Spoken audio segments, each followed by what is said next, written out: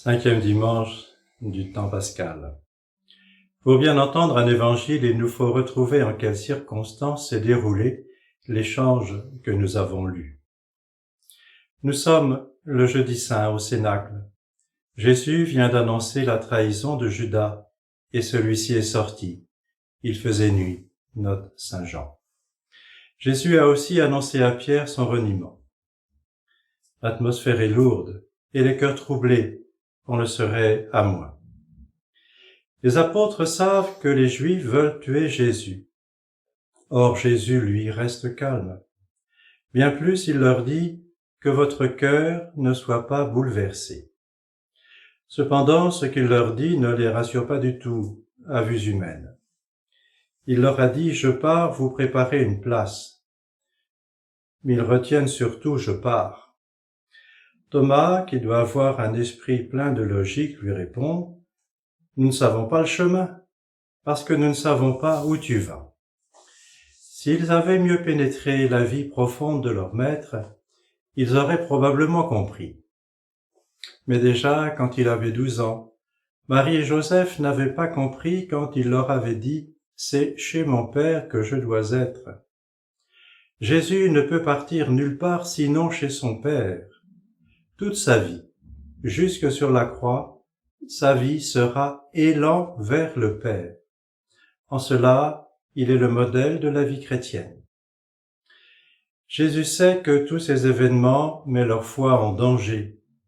Or, s'il est une chose qui est précieuse avant tout, c'est la foi, leur foi. Aussi, il les exhorte.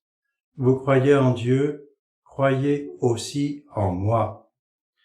Pas de foi authentique en Dieu depuis l'incarnation, sans la foi en Jésus-Christ.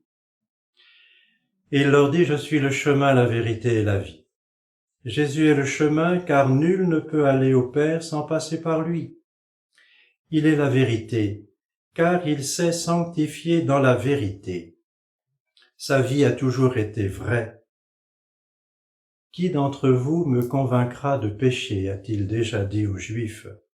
Il a toujours fait ce qui plaît au Père. Il est l'envoyé qui nous redit les paroles du Père. Il dira tout à l'heure, les paroles que je vous dis, je ne le dis pas de moi-même. Et il est la vie, car il est le Sauveur, et cette vie, il la possède en plénitude. En lui était la vie, nous a dit saint Jean dans le prologue de son évangile. Philippe a bien suivi, et émerveillé par la perspective ouverte par les paroles de Jésus, il s'écrie « Seigneur, montre-nous le Père ». Gentiment, Jésus le reprend. Ils n'ont toujours rien compris. Il faudra pour cela la venue du Saint-Esprit, pour que leur intelligence s'ouvre aux Écritures. Car pour le moment, ses plus proches ne le connaissent pas encore vraiment. Alors il leur dit « Si vous me connaissiez, vous connaîtriez aussi le Père. » Car Jésus et le Père sont un, même si leurs personnes sont parfaitement distinctes. C'est pourquoi sur le visage du Christ, sur la sainte face de Jésus, nous pouvons voir l'amour du Père pour nous. Et ça, c'est une grâce à demander.